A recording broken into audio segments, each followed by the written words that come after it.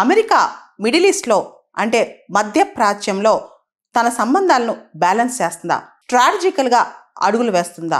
ఇక్కడ మనం చూస్తే గనక రీసెంట్గా Saudi Arabia crown prince Mohammed bin Salman అమెరికాకి వెళ్ళారు.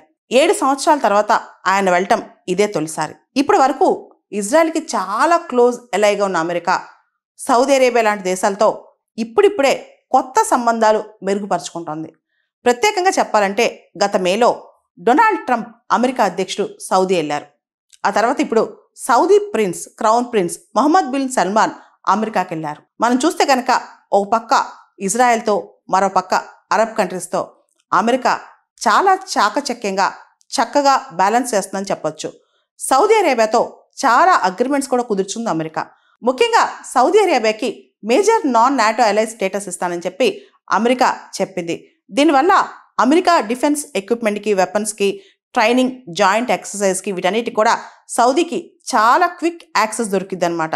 దాంతోపాటు America Saudi Arabia strategic defence agreement కూడా సైన్ చేసుకున్నారు. మనం గమనిస్తే రీసెంట్గా సౌదీ అరేబియా పాకిస్తాన్తో కూడా డిఫెన్స్ అగ్రిమెంట్ సైన్ చేసుకుందనమాట. అంతేకాదు అమెరికా భవిష్యత్తులో సౌదీ అరేబియాకి F-35 ఫైటర్ జెట్స్ అమ్ముతుందంట. ఆ దిశగా అడుగులు కూడా పడుతున్నాయి. ఇక్కడ మనం చూస్తే మిడిల్ ఈస్ట్లో ఇజ్రాయెల్ దగ్గర తప్ప అమెరికా యొక్క F-35 ఫైటర్ జెట్స్ ఏ దేశం దగ్గర లేవన్నమాట.